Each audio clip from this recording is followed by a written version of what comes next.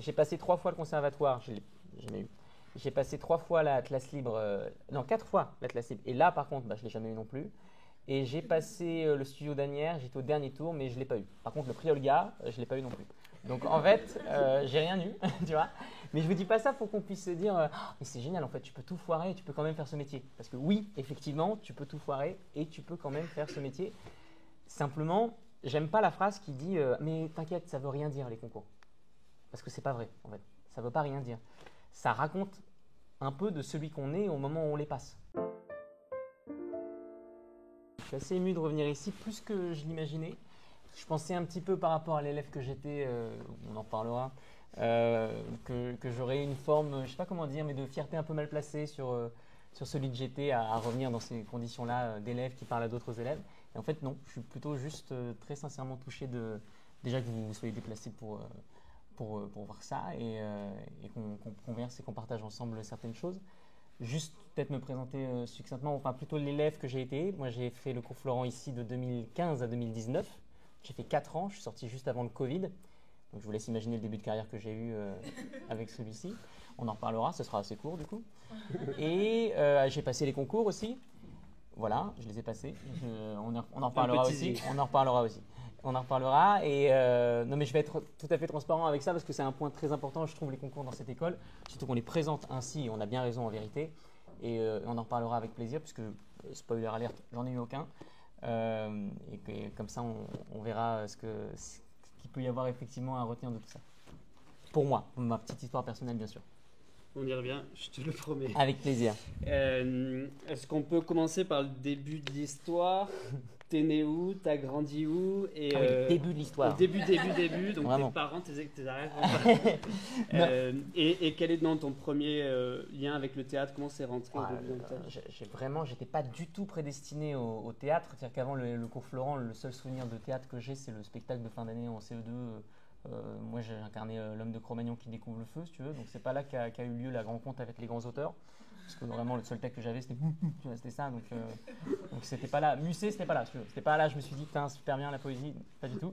Et ensuite, j'ai fait un parcours assez classique et je me suis retrouvé en classe préparatoire en Hippocagne. Je voulais devenir journaliste.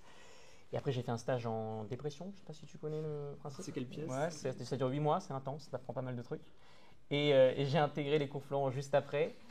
Et j'ai pas eu, si vous voulez, le côté. Il y a le côté un peu magique dans ce qu'on entend du théâtre. Souvent, pour les gens un peu timides, on se dit ça m'a libéré, c'est magique. D'un coup, je suis monté sur le plateau et là, c'était pas le cas pour moi. J'ai mis vraiment 3-4 bonnes années avant de sortir un peu de ma coquille. Et notamment grâce à une professeure. Et on aura, je pense, l'occasion. On va revenir sur beaucoup de choses en fait. Regarde. Ah ouais, voilà, dis donc. D'accord. Est-ce qu'il y avait. À quel moment tu te dis, ok, je vais faire du théâtre, ça peut être peut-être mon métier? Est-ce qu'il y a une personne, est-ce qu'il y a un moment? Ma mère, complètement, qui a cette espèce d'intuition où mon père fait quoi? Qu'est-ce que tu as dit là? Du théâtre, quoi, pardon? Mais ma mère s'est dit, je sais pas, elle avait toujours perçu, un peu comme le personnage que je joue dans le cercle, c'est qu'il y a une espèce de feu dévorant en lui, une espèce de force intrinsèque, puissante, mais il ne sait pas où la mettre, il ne sait pas où foutre ça. Et j'avais un peu ça, quelque chose qui me dévorait, un besoin aussi de me mettre, de faire du spectacle. Faire quelque chose qui soit là-dedans. Et ma mère m'a dit pourquoi pas le théâtre, pourquoi pas en tout cas les cours Florent. Donc je m'étais inscrit au cours Florent, j'avais fait un stage cinéma d'abord. Et puis on est obligé, à l'époque en tout cas c'était le cas, de faire une première année dans le cursus théâtral. Et je suis tombé là, irrémédiablement amoureux des grands auteurs et ça n'a plus jamais quitté, quoi. D'accord, et donc le cours Florent, est-ce que tu peux nous en parler un peu? Non, pas du tout. Est-ce qu'il y a un prof, un cours qui t'ont marqué, une anecdote, un moment que tu veux nous partager? Il y en a pas mal. J'étais pas du tout. Vraiment, je peux sincèrement pas être dans une posture où je vais dire ce qu'il faut faire ou ce qu'il faudrait faire ou ce qu'il aurait fallu faire. Je peux juste vous parler de ce que j'ai pas assez fait quand j'étais à votre place. Parce que moi, j'étais vraiment l'élève du fond de rang qui passait pas assez sur le plateau et qui se trouvait des excuses pour jamais passer sur le plateau. Parce que, en fait, comment dirais-je, j'avais du potentiel, tu sais, et c'est assez confortable d'avoir du potentiel. C'est-à-dire que dans l'imaginaire de mes professeurs qui puissent se dire que j'avais du potentiel et que c'était dommage qu'on ne le voit pas plus, c'était assez confortable, si tu veux. C'est-à-dire que je pouvais tout à la fois continuer à me plaindre de jamais passer sur le plateau parce que j'avais trop peur, tu comprends, j'étais trop timide, etc. Et en même temps, me réjouir des petits compliments que j'obtenais quand enfin je daignais affronter ce monstre qui était le plancher sacré, tu vois, du plateau théâtral. Et c'était une posture, un équilibre qui m'a laissé assez confortable en vérité. Et il y a une professeure, c'est en dernière année, Pétronie de Saint-Rapt, qui m'a grandement aidé parce que je l'avais dit, je sais plus où, il y a des gens qui t'aident et il y a des gens plus nécessaires, je crois, qui te donnent l'envie de t'aider toi-même, tu vois, qui vont te donner envie d'aller voir pourquoi tu passes ta vie à subir en fait. Et ça, Pétronie, ça a été ça pour moi. Avec elle démarre la grande fouille intérieure du ok, qu'est-ce que je fais en fait, qu'est-ce que je suis en train de branler? Rien. Donc pourquoi je branle rien en fait? Et on se met à travailler quoi. D'accord. Quand tu dis tu avais du potentiel, c'est une question qu'on entend beaucoup. Est-ce que comédien, tu nais comme ça ou est-ce que c'est beaucoup de travail? Qu'est-ce que c'est le potentiel pour toi et quel travail tu as dû faire? Quand je dis potentiel, c'est que quand tu passais succinctement sur le plateau, par intermittence en fait, qui est un concept en soi que j'avais plutôt bien assimilé, mais dans ce sens-là en tout cas, quand je passais que trop rarement, tu vois, il y avait ce truc-là où le prof te disait ah mais pourquoi on le voit pas plus souvent lui, machin. Et c'était confortable en vérité, cette posture. Et ça m'a rappelé quand j'étais en Hippocagne, je ne sais pas si certains d'entre vous ont fait une classe préparatoire. Vous n'avez jamais fait classe préparatoire, en gros, tu as ce qu'on appelle des cols. Les cols, c'est un espèce de 1v1 face à ton prof, un espèce d'octogone en fait, où ton prof est en plus un peu surélevé et toi tu es un peu là pour bien te faire comprendre que tu n'es qu'une merde, ce que tu es généralement à ce moment-là. Et tu as un examen d'une demi-heure orale où tu dois parler, où tu dois faire un examen sur une matière précise. Moi, c'était un cours d'espagnol. Je fais l'examen en espagnol. La prof me dit rien.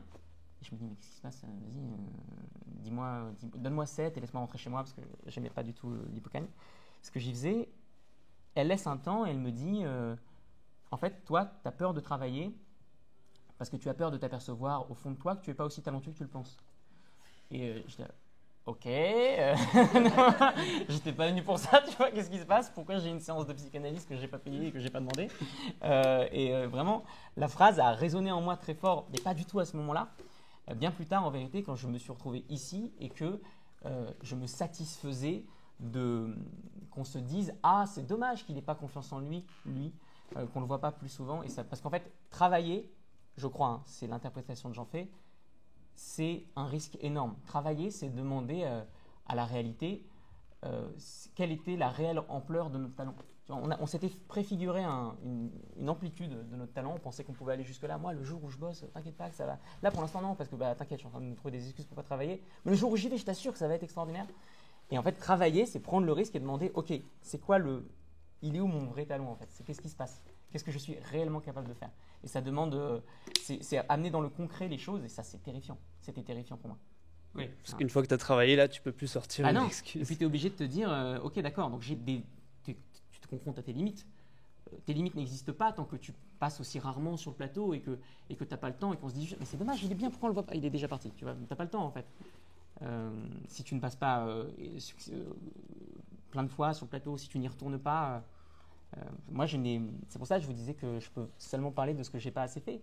C'est parce que, franchement, c'est un terrain de jeu extraordinaire, quoi. C'est-à-dire que tu as 3 années, 4 années peut-être, où tu peux faire de la merde. Tu peux revenir le lendemain et dire, pardon, j'ai fait de la merde hier, je peux refaire de la merde aujourd'hui, mais d'une autre manière. Ça, tu peux pas le faire quand tu arrives en concours, tu vois. Tu arrives en concours, tu peux pas revenir le lendemain en disant, excusez-moi, non, ton créneau est passé. Là, tu as l'occasion de faire, de tester. C'est formidable de jouer des rôles que tu ne joueras plus jamais, de jouer des rôles qu'on ne te donnera pas aussi, parce que, qu'on le veuille ou non, on a un emploi. C'est-à-dire qu'on y a quand je dis on a un emploi, c'est-à-dire que les metteurs en scène vont vous imaginer plus dans certains rôles que dans d'autres. C'est comme ça. Et donc, il y a certains rôles qu'on ne jouera pas. Donc là, c'est un lieu où on peut tout jouer, quoi. On peut tout faire. Et vraiment... j'ai des regrets de pas avoir profité bien plus. Ouais. Après, ça fait partie de mon histoire et de mon parcours à moi, mais si je devais parler de regrets, ouais, je parlerais de ça. Ouais. Et tu penses que tu le faisais pas pour avoir cette excuse ou parce que tu étais plutôt introverti? Comment tu l'expliques? Et je pense que dans l'introversion, il y a beaucoup d'excuses, en vérité. Je pense que la timidité peut être assez pratique pour masquer soit une certaine paresse, en vérité, d'aller se confronter, comme je te disais, à quel est mon véritable potentiel, soit un véritable effroi de ne pas oser en vérité. Tout simplement pas oser, je n'osais pas, j'avais peur, j'étais terrifié quoi. En parallèle du cours Florent, est-ce que tu avais des projets je pense, je sais pas, il y a les Nikon, il y a les TFE, Pareil. tu faisais de la musique sur ton compte. Non, non, je ne faisais rien. Non mais c'est pas vrai. Je faisais du babysitting pour financer l'école. Voilà, donc ça oui. Là pour moi c'était un lieu où pareil, tu vois, je gardais un petit enfant qui s'appelait Jules, qui d'ailleurs veut faire du théâtre maintenant. Ses parents m'en veulent. Et où là, je lui racontais des histoires. Et c'est là que je jouais vraiment plus avec lui que sur le plateau où je ne sais pas passer, où j'étais terrifié, etc. Mais pareil, en fait, j'ai trop attendu alors qu'il y a 4 années avant. Alors, je veux bien admettre que la 3e ou la 4e année, ce soit plutôt dédié au concours. C'est ça, ça devient le grand chantier de l'année. Mais en attendant, on peut, je ne sais pas, commencer une bande démo. On peut, je ne sais pas, envoyer un mail à un agent, ça ne coûte rien. On peut éventuellement commencer à écrire pour les futurs TFE, se renseigner sur comment on monte une compagnie. Tout ça, c'est des choses qu'on peut faire dès la première, dès la 2e, dès la 3e année. Et je n'ai absolument pas fait tout ça. Donc j'ai perdu du temps, en vérité. J'ai pu le retrouver après parce qu'il y a eu le Covid, je ne sais pas si ça te parle. Voilà. Et moi, j'ai eu du temps, mais sinon, j'ai eu de la chance aussi, quoi. J'ai eu de la chance aussi.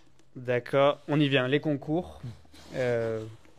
J'ai pas besoin de poser la question. Non, écoute, tu peux nous parler des concours. Oui, les concours, pour être tout à fait transparent, comme ça c'est clair. J'ai passé 3 fois le conservatoire, je l'ai jamais eu. J'ai passé 3 fois l'Atlas Libre, non 4 fois l'Atlas Libre. Et là par contre, je ne l'ai jamais eu non plus. Et j'ai passé le studio d'Anières, j'étais au dernier tour, mais je ne l'ai pas eu. Par contre, le prix Olga, je ne l'ai pas eu non plus. Donc en fait, j'ai rien eu, tu vois.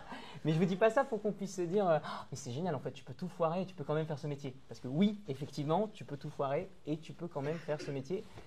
Simplement, j'aime pas la phrase qui dit mais t'inquiète, ça veut rien dire les concours. Parce que c'est pas vrai, en fait. Ça veut pas rien dire. Ça raconte un peu de celui qu'on est au moment où on les passe. Comment tu te prépares à passer un concours.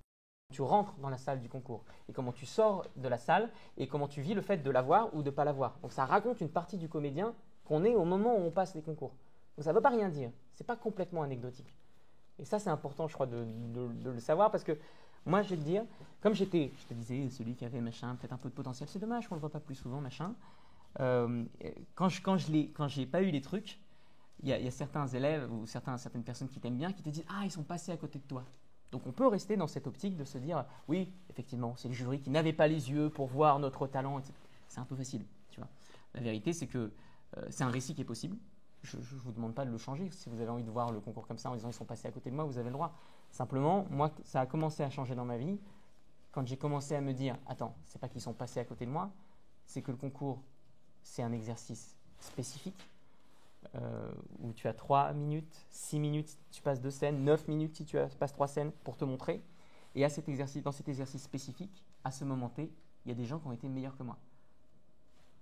Il faut l'entendre, tu vois. Ça ne veut pas dire que je ne ferai jamais ce métier. Ça ne veut pas dire que je suis mauvais comédien. Ça veut juste dire que dans cet exercice, il y a des gens qui ont été meilleurs que moi. Et donc, au moment où j'ai commencé à me responsabiliser vis-à-vis de mes échecs, en fait, tout simplement, c'est simple, hein, c'est tout con. Hein.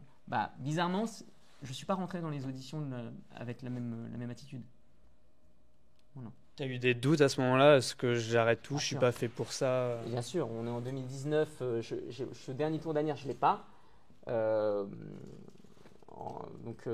juste après, il y a le Covid. Donc tu te dis, la partie est terminée, quoi. On s'est bien amusé. C'est fini, on rentre à la maison et on va faire les vraies études qu'il fallait faire, que j'aurais pu faire parce que j'étais en classe préparatoire. Et oui, effectivement, tu t'interroges.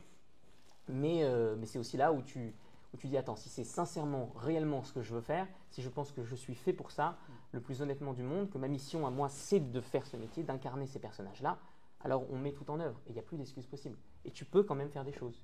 Et ça va se jouer aussi sur l'attitude. Parce que des bons comédiens, mais il y en a plein en fait. Il y en a des gens qui jouent bien, mais d'ailleurs vous l'avez vu en classe, il y en a plein des gens qui jouent bien. Vous avez vu plein de scènes, je suis sûr que vous avez déjà vu plein de scènes où vous vous êtes dit, mais tout le monde peut jouer bien en fait. Mais par contre, des gens avec qui on a envie de travailler, il y en a déjà un peu moins. Des gens qui arrivent avec le sourire tout le temps, qui ont envie de travailler. Des gens qui ne font pas la gueule quand on leur fait une remarque. Des gens qui sont toujours là à l'heure. Tout ça, ça fait partie du truc, quoi. Il faut cultiver ça aussi, c'est important, je crois. Et donc, c'est ce que tu as fait. Quel est l'après-Florent, après ces concours, tes premiers spectacles? Qu'est-ce que tu fais? Parce qu'il y a un vide quand même après Florent. Oui, c'est très vide. Mais après Florent, il y a déjà, je rattrape mon retard culturel. C'est pareil, idiot, mais je lis tout ce que je n'avais pas lu. Tous les grands classiques, toutes les pièces, tous les Molières, tous les Racine, tous les Corneille, je les lis. Je ne dis pas que c'est ce qu'il faut faire, vraiment, chacun aura son parcours vis-à-vis des textes, vous les rencontrerez ou pas, ou non à ce moment-là. Vraiment, c'est pas du tout un mode d'emploi, c'est juste mon histoire à moi, tu vois. Et je fais ça, et ensuite je passe une audition pour reprendre un rôle dans L'écume des jours, l'adaptation du roman, qui était un TFE monté au cours Florent, qui va se jouer ensuite au Lucernaire, et on va avoir la chance de beaucoup marcher. Ensuite, j'ai pu jouer dans La Tempête de Shakespeare au théâtre de la Huchette, dans un projet un peu fou, et après j'ai eu mon seul en scène, le Garçon Nuage, et ça s'est fait comme ça jusqu'au Cercle des Poètes Disparus. Mais donc ça s'est mis en place, mais je pense vraiment que c'était aussi une question d'attitude. Je ne suis pas rentré à l'audition de L'écume des jours comme j'étais rentré au concours, où en vérité tout dans mon corps trahissait une excuse d'exister, tu vois. J'ai tout essayé de dire au jury, pardon d'être là, je suis désolé d'exister, pardon d'être moi. Et c'est sûr que si tu rentres comme ça, tu ne donnes pas envie aux gens de travailler avec toi. C'est évident. Et donc, quel est le conseil que tu pourrais donner vraiment sur... après, Florent, entoure-toi des personnes que tu aimes, fais des projets, va faire des castings. Est-ce qu'il y a... Je ne sais pas trop si je peux donner des conseils en vérité, puisque je crois sincèrement que vous aurez votre histoire, et vous aurez vos parcours, vous aurez vos erreurs, vous aurez votre chemin, et si ça se trouve, vous aurez les concours, et je vous le souhaite, parce que ça peut aider, ces concours, c'est pas n'importe quoi, c'est pas de la merde, c'est pas de la merde, ça peut vraiment aider. Il y a plein de gens qui travaillent grâce à ces concours, il y en a d'autres qui ne travaillent pas avec, c'est vrai, mais il faut bien les préparer, il faut mettre quand même les chances de son côté. Mais ce que je peux dire, c'est que ça reste un métier où on s'aime, tu sais. Un jour, il y a un gars qui vient vous voir et qui vous dit « je suis en train de rêver à une pièce » et un jour, le mec qui je rêve quand je pense au spectacle, c'est toi. Puis vous apprenez que ce mec a fait une dépression, qu'il fait plus de théâtre et qu'il est parti faire une retraite spirituelle au Népal, tu vois. Donc en fait, il n'y a pas les pièces. Histoire vraie. On va. Non mais oui. Non mais ça arrive. C'est-à-dire que il y a des gens comme ça. Si tu avais dû faire tous les projets dont on t'a parlé, tu n'aurais pas une seconde de libre. Et puis il y a parfois un gars avec qui tu parlais en soirée, tu avais complètement oublié son nom, et qui a pensé à toi parce qu'il t'a trouvé très sympa, ça peut arriver aussi, et qui t'a mis sur une audition. Tu vois. Donc c'est un métier où tu s'aimes comme ça, et mine de rien, entretenir ça, parce qu'on dit souvent ouais mais sans réseau on peut pas le faire. Ah, mais le réseau ça se crée quoi, ça se fabrique. Le réseau c'est ton pote qui a une caméra. Le réseau c'est ton autre pote qui sa tante elle bosse au théâtre machin en tant qu'ouvreuse et puis il cherche quelqu'un et puis tu vas pouvoir. C'est que ça en fait. Et après cette personne-là va penser à toi pour un truc parce que effectivement tu joues bien, mais aussi on a envie de travailler avec toi. T'es sympa. Je sais, con, hein, mais on a envie de travailler avec toi. Tu donnes envie qu'on bosse avec toi. D'imaginer, on a envie de créer avec toi, on a envie de s'aventurer dans des personnages, dans des créations, et tout ça, c'est hyper important, je crois. Oui, quoi qu'il se passe, tu passeras un bon moment au pire. Voilà, exactement. Le Cercle des Poètes Disparus, Oui. Je crois qu'il y a une anecdote rigolote sur comment c'est parti. Je ne sais pas si elle est rigolote, mais donc on est en janvier 22, donc je suis à la première de mon seul en scène que je joue au théâtre des Déchargeurs. Et donc des amis à moi sont venus me voir, des amis de Florent que je n'avais pas vu depuis très longtemps. Et ils me disent, mais en fait, il faudrait qu'on monte un spectacle. On est post-Covid, on joue plus rien, on n'y arrive plus. Et on a envie de faire quelque chose, on n'a pas envie de subir éternellement. Donc on se dit, allez, montons un spectacle pour Avignon pour cet été. On va trouver un théâtre, un lieu. Et moi, je leur dis, il y a une histoire que j'ai envie de raconter depuis longtemps, c'est Le Cercle des Poètes Disparus. Parce que c'est mon film préféré, et parce que c'est celui qui m'a donné mon prénom, puisque ma mère était fan d'Ethan Hawke. C'est pour ça que je m'appelle Ethan. Donc je leur dis, c'est ça que je veux monter, moi, absolument. Et donc là, on part dans une espèce de chimère absolue en se disant, on va avoir les droits. Pas possible. On appelle les États-Unis qui nous disent, bah non, bien sûr que non. En fait, qui nous disent, t'es qui, en gros, voilà, tu vois. Et TKI, tu vois, vraiment aucun respect. Et on se dit, et ils nous disent, en fait, vous n'aurez jamais les droits, parce qu'ils ont été vendus il y a longtemps. Et on ne peut pas vous dire à qui, mais ce qu'on peut vous dire, c'est que ça a été vendu très cher et qu'en fait, vous êtes personne et vous ne les aurez jamais. Vraiment, j'ai un mail où le gars n'est pas très agréable et il nous parle un peu sur ce ton-là. Tu vois. Donc là, tu fais, bon, ok, c'est terminé, quoi. 2 mois plus tard, l'audition pour le monter au Théâtre Antoine tombe. Et j'ai eu l'audition, j'ai pu la passer parce qu'elle avait été transmise aux agents. Bon, moi, je n'avais pas d'agent à l'époque. Mais un des amis avec qui j'avais voulu monter le spectacle, lui, avait reçu l'audition et a fait, attends, c'est incroyable, il faut qu'on la passe tous. Tu vois. Et on est allé la passer tous les 4. Et je m'y étais pris un peu tard parce que j'étais encore en train de me saboter, quoi. Et j'ai fini par envoyer le mail. Et dans le mail, j'avais glissé Je me permets juste de vous dire que c'est mon film préféré, que c'est avec lui que j'ai commencé un peu à lire, que c'est lui qui m'a fait admirer la poésie, et que je m'appelle Ethan, notamment grâce à Ethan Hawke. Et c'est parce qu'il avait vu ça dans le mail qu'il s'est dit « Ah mais lui, il faut le voir », alors qu'il n'avait plus de place pour auditionner normalement. Voilà. Donc, c'est une belle histoire, ça arrive que les histoires soient belles. Et ensuite, comment ça s'enchaîne Ensuite, l'audition, les répètes, la troupe, la première?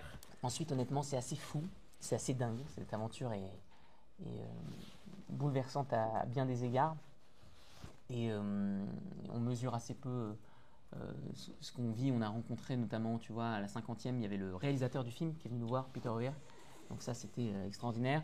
À la 120e, je crois, il y avait Tom Schulman, le scénariste, qui est venu nous voir. Enfin, on vit des trucs extraordinaires. Et le spectacle s'est monté comme ça. Alors pour créer une réelle camaraderie, parce que il voulait absolument ça, le metteur en scène, Olivier Soliveres, on est parti en résidence, mais en résidence pas de travail, de connaissance. On est parti se connaître, jouer au ping-pong à la campagne et tout, etc. Pour créer ça, cette alchimie entre les jeunes. Et après, il y a eu 2 mois de travail pour monter ce spectacle. Et la première, c'était en janvier 2024. Voilà. Je reviens un tout petit peu en arrière, mais je suis curieux, le casting, comment ça s'est passé pour toi après avoir… Mais le casting, c'est… tu vois, en plus, tu rentres dans le truc et je sais pas comment te dire. Premier tour, tu es tout seul. Donc tu passes ce que tu veux. J'avais 3 à 4 minutes, tu passes ce que tu voulais. J'avais passé un bout de mon seul en scène. Je me suis fait un kiff parce que tu es au Théâtre Antoine, ce lieu est mythique. Tu te dis, peut-être que j'aurai plus jamais un texte à moi là-dessus, donc je vais me faire un grand plaisir et je vais dire mon texte. Et deuxième tour, on était 30 à 40. Et franchement, je te jure, c'est un peu la Coupe de France. C'est-à-dire qu'il y a le PSG, il y a Lille, il y a Lyon, il y a lui, il a fait ci, lui, il a fait ça, lui, je l'ai vu dans cette série. Toi, t'es Quevilly, tu vois, tu viens de National 2. Tu te dis, qu'est-ce qui se passe? Je vais jamais être pris, en fait. Tu vois machin, tu vois les gens, tu les connais, en fait, parce que tu les as vus faire ceci et cela. Et en plus, c'était une vraie épreuve pour les stressés comme moi ou pour les grands timides, parce que c'était… allez, qui veut passer? Toi, vas-y, fais cette scène-là avec machin. Tu vois, c'est des ateliers de travail comme ça. Et il fallait que tu sois hyper réactif, tu changeais de partenaire. Et ça exigeait beaucoup de souplesse. Parce que c'est ça aussi, c'est comment tu réponds aux besoins qu'a le metteur en scène de voir en toi qu'il va pouvoir faire ce qu'il a envie de toi. Tu vois, comment il va te modeler. Parce que, en gros, le metteur en scène, il a un rêve de ce que doit être son spectacle. Et nous, ce qu'il faut qu'on fasse, c'est arriver à s'inscrire dans le prolongement de son rêve et au sein même de ce prolongement, lui faire des propositions qu'il n'avait pas vues. Tu vois, c'est pas si simple, mais tu vois, il faut s'inscrire dans la continuité de ce qu'il avait rêvé en se disant ah ouais, ça peut être une potentialité pour ce personnage. Je le vois bien dedans. Et ça s'est fait comme ça. Il y a eu plusieurs tours, 4 tours en tout.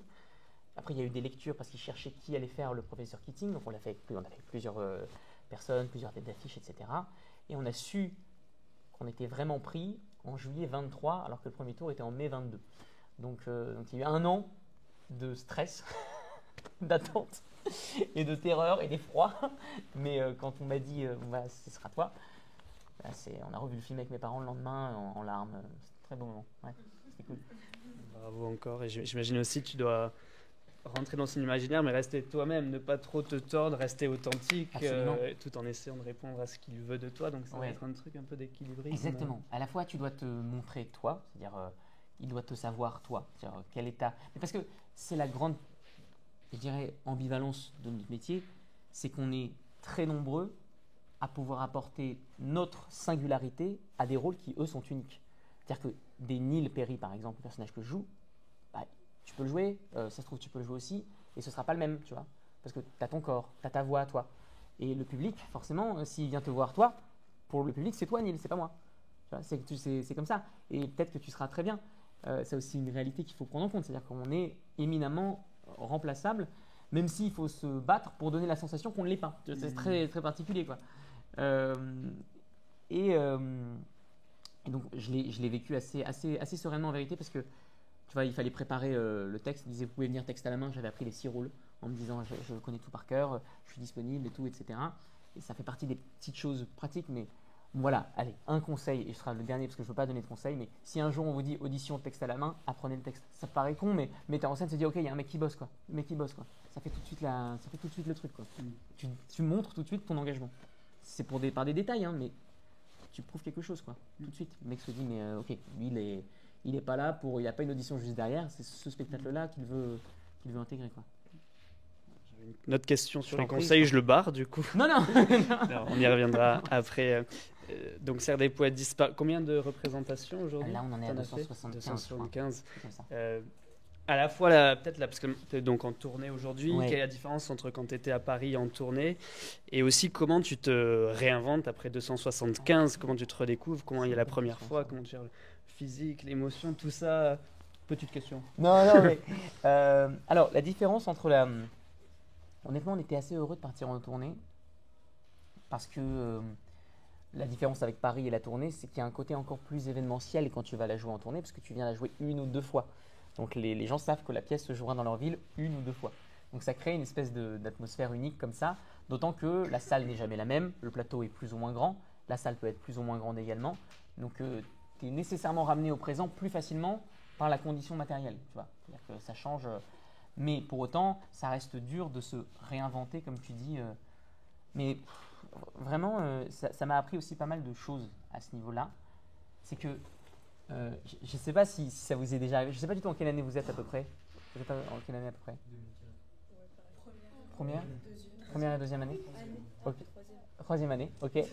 Et en gros, je ne sais pas si ça vous est déjà arrivé quand vous jouez une scène, mais parfois, alors il y a 2 choses en gros. Soit vous avez la sensation d'être attrapé parce que vous pensez être de la grâce, vous avez la sensation de fusionner avec votre personnage, c'est magique, vous incarnez vraiment le truc et tout. Et à la fin, on vient vous dire ouais, c'est horrible.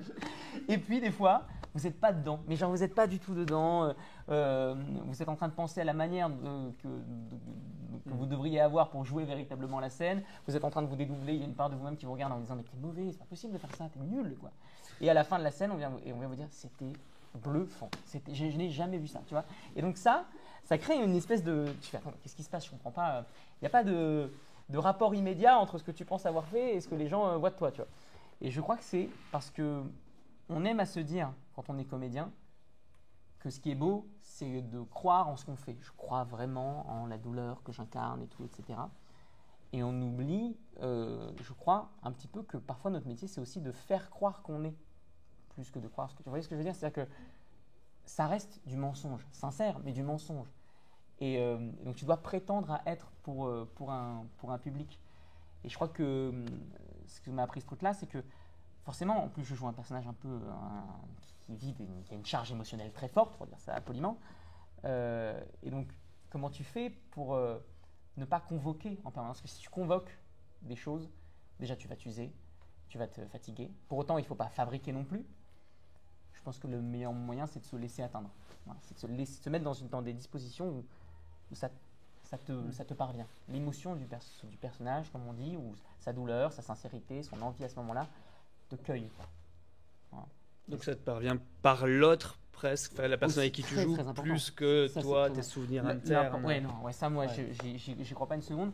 En fait, je crois que c'est très possible de jouer une très belle scène en pensant à ton grand-père, mais déjà, laissez-le tranquille. Il vous a rien demandé, tu vois. Et donc, voilà. Et je crois que c'est très possible, mais que tu t'uses en fait. Tu peux pas faire 275 dates en pensant à… C'est pas possible, quoi. Tu vas devenir dingue. Tu vas devenir fou. En fait, tu vas faire une très belle carrière, mais tu vas jouer 300 dates et tu ne te reverras plus. Après, tu vas partir, quoi.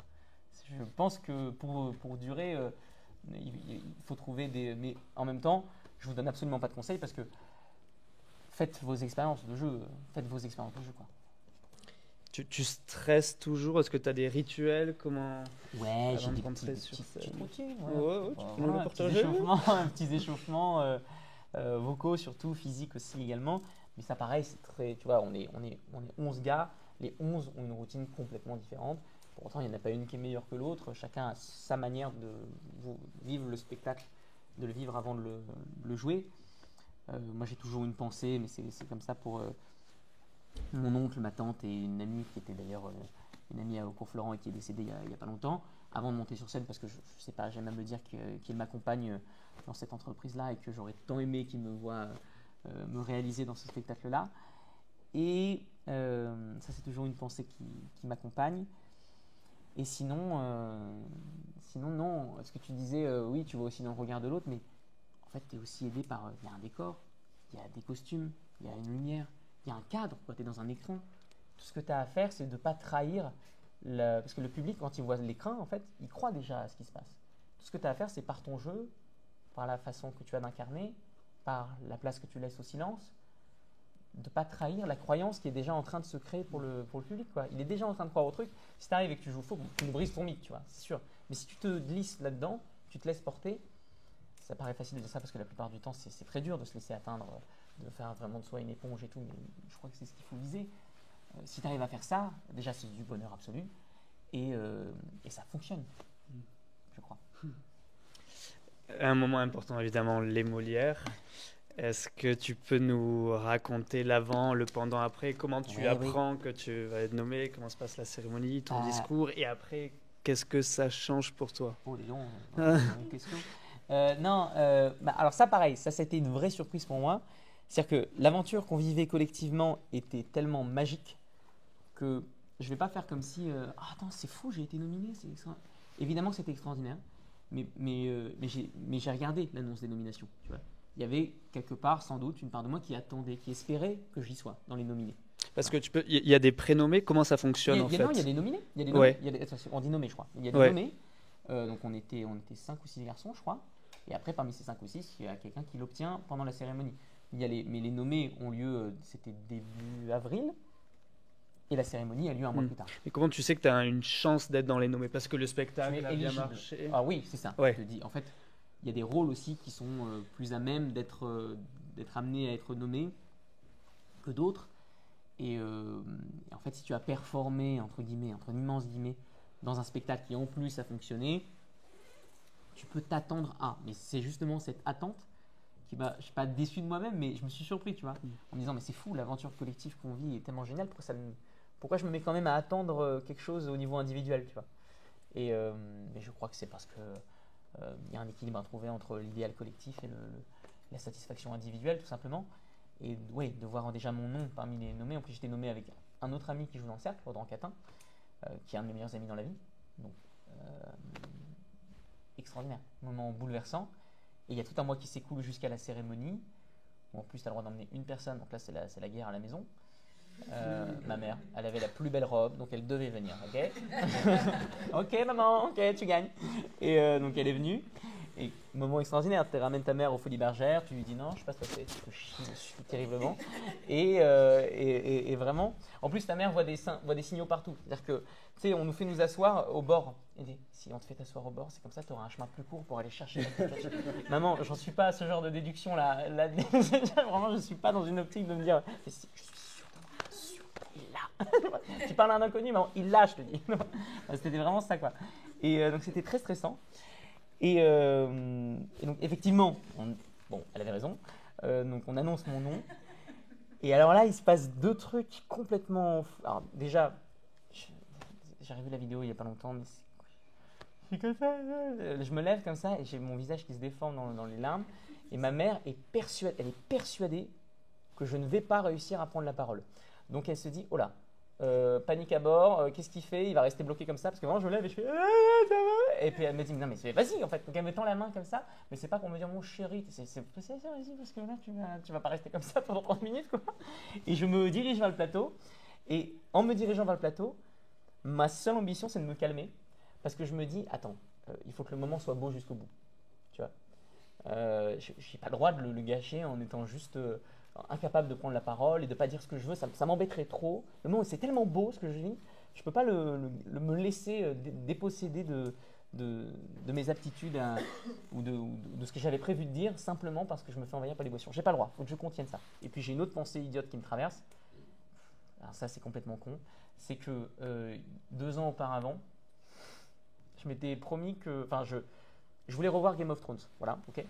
Et, parce que j'adore Game of Thrones. Et je m'étais dit, est-ce que sincèrement, là, donc on est 2 ans avant, je fais rien de ma vie, je fais rien de ma vie, est-ce que je peux me permettre d'allouer 100 heures au moins de mon temps libre à une série que j'ai déjà vue? La réponse était non, évidemment. Et je me suis dit, ok, je reverrai Game of Thrones le jour où j'ai un Molière. Donc pendant la traversée, je me dis, putain, hyper bien demain. J'ai comme ça, en train de rêver avec ma statue. Je serais hyper bien. C'est ce qui s'est passé. Le lendemain, j'étais comme ça. Allez, régalez-moi les gars. C'est hyper bien. Et voilà, j'ai pensé à ces deux choses qui n'avaient rien à voir. Et pour te dire le chaos de d'images contradictoires qui m'a attrapé à ce moment-là. Et j'avais toujours prévu que si je remportais quelque chose, mon dernier mot irait à ma grand-mère. Autant j'ai pas vraiment dit ce que je voulais dire sur le reste pendant le discours, autant j'ai voulu adresser mon dernier mot à ma grand-mère et je lui ai fait, je crois, un très beau cadeau dont elle me parle tout le temps.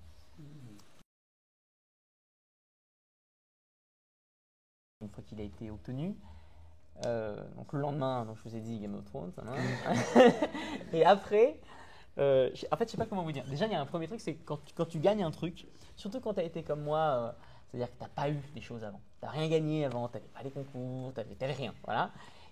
Il y a une partie de toi qui est tentée de vivre ça un peu comme un joueur de foot qui marque un but à l'extérieur, tu vois.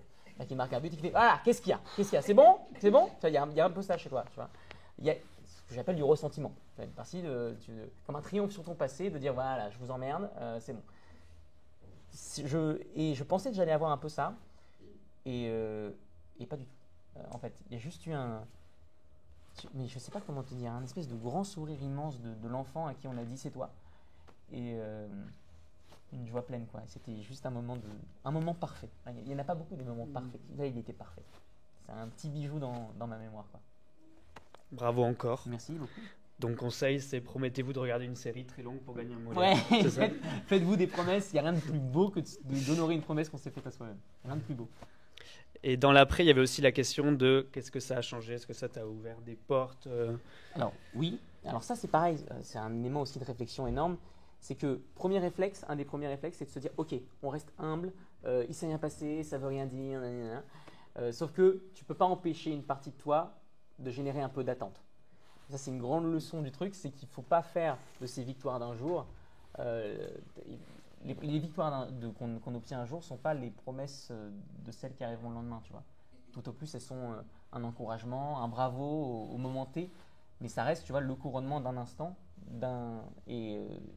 pour féliciter ce qui s'est passé juste avant, et ça ne veut rien dire pour ce qui se passera après. Et ça, c'est pas facile de le voir, parce que tu te dis, bon, maintenant que j'ai ça, il va peut-être m'arriver des...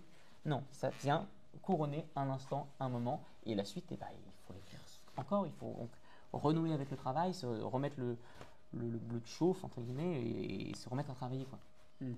Et ça a été la grande leçon du Molière. Ouais. Ceux qui ont des Goncourt, ils disent c'est presque l'opposé. En fait, les gens te voient comme le Goncourt, donc tu as la pression d'être au sommet, quoi. Ouais, j'avais pas du tout la pression de me dire ah, ils m'ont donné un Molière, ça veut dire que. Parce que c'est pas moi qui. Puis j'ai forcé personne à me donner une statuette, tu vois. Donc c'est leur responsabilité, entre guillemets, de m'avoir donné ce truc-là. Et donc je me sentais pas le devoir de prouver que je me le méritais, quoi. Ça, j'ai pas eu trop cette pression, même si j'avais parlé avec Eva Rami, qui est une amie à moi, qui l'avait eu aussi, et qui me disait, elle, qu'au début, oui, elle avait pu penser à ce truc-là. Et c'était très émouvant d'ailleurs de voir comment on avait vécu tous les deux cette récompense.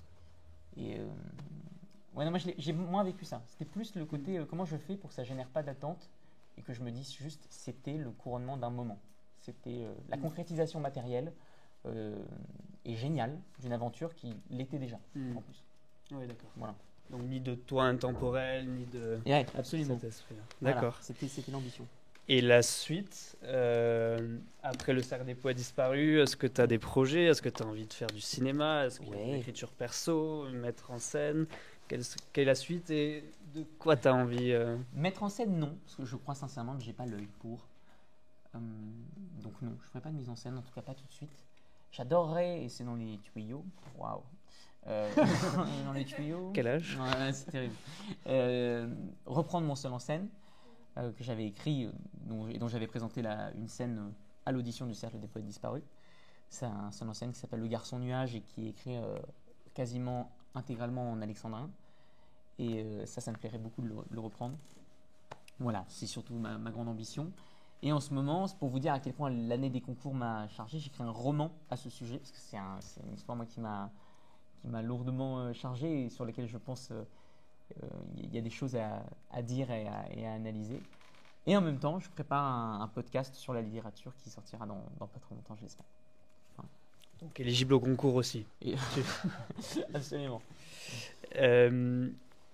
Promis, après on revient plus au conseil, mais non, ce que tu veux. À la fois, est-ce qu'il y a un conseil que qu'on t'a donné à toi, un conseil qu'on t'a donné à toi où vraiment ça a résonné et ça a été utile, ouais. Ça me troublait d'ailleurs beaucoup. c'est ma professeure, donc Petroni, qui nous donnait des conseils justement sur une scène, en disant voilà, j'ai vu ça, etc., comme les profs le font, et qui juste avant de jouer dit maintenant, oublie tout et joue. Et je trouvais ça c'était très déroutant. Mais ça rejoint ce que je te dis sur le. C'est comme ça que j'ai perçu ce truc-là. Charge-toi de ce que je t'ai donné là, mais pour autant, n'en fais pas une vérité absolue et intrinsèque, et lance-toi toi aussi avec ce que tu vis sur le plateau au moment où tu le vis, quoi. Donc, de conseils, non, à part vous dire, encore une fois, ce que moi, j'ai pas fait, c'est-à-dire profiter pleinement de ce que cette école peut offrir, quoi. De monter sur le plateau, faites de la merde, en fait. Faites de la merde, mais faites-le plein de fois, quoi. Ça, oui, ça, je vous le souhaite. Je vous souhaite de faire de la merde, ici, plein de fois. Voilà. Trompez-vous. Trompez-vous. Oh, c'est beau. Enfin, je me pose une question après ça. Comment tu allies ton perso dans tout ça? Déjà, le temps qui te reste après ça. Est-ce que c'est dur? Est-ce que tu as d'autres passions à côté? Enfin, voilà, comment tu jongles avec tout ça? C'était pas simple au début, surtout les premières dates à Antoine, puisque le spectacle prenait une charge mentale dans ma tête immense et toute ma journée était dédiée à la soirée en vérité.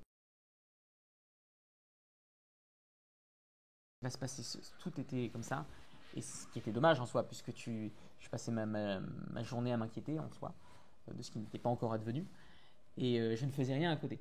Là, ça a changé après, les dates se faisant, le spectacle se déposant aussi un peu plus en moi. Ça, je suis content. Maintenant, j'arrive à faire ce que j'aime aussi, lire beaucoup, écrire, me cultiver, tout ça. Je vais faire du sport, voilà, tous ces trucs-là que j'avais du mal à faire avant. Ouais, c'est devenu beaucoup plus simple aujourd'hui. Je t'ai demandé avant l'entretien si tu pouvais choisir un texte. Ah oui, c'est vrai. Est-ce que tu serais d'accord pour nous le lire? Écoute, c'était un petit texte, oui, que j'avais. C'était un petit texte, oui, je te l'ai. Oui, avec plaisir. On a beaucoup parlé d'échecs en soi, je crois, pas mal. Et là, c'est un petit bout de, je vais mettre mes lunettes, je vois rien, de Carmosine de Alfred de Musset, qui est en fait un texte assez peu connu de Musset. Et là, on est à un moment où Minuccio vient voir son ami Perillo. Perillo vient vivre une forme de drame amoureux. Et son ami, qu'il n'avait pas vu depuis longtemps, s'adresse à lui en ces termes et lui dit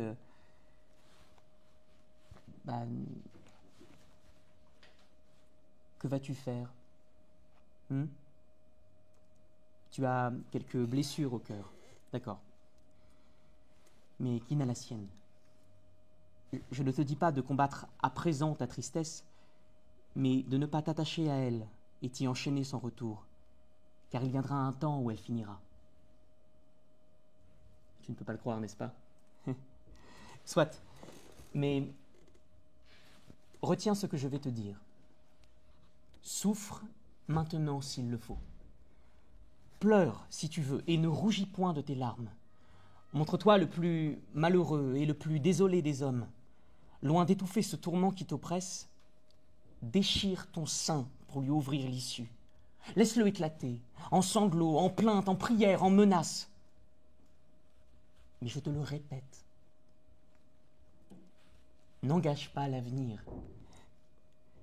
Respecte ce temps que tu ne veux plus compter, mais qui en sait plus long que nous. Et pour une douleur qui doit être passagère, ne te prépare pas la plus durable de toutes, le regret, qui ravive la souffrance épuisée et qui empoisonne le souvenir. Voilà, je trouvais que ça résumait assez bien ce qu'on s'était dit. Merci.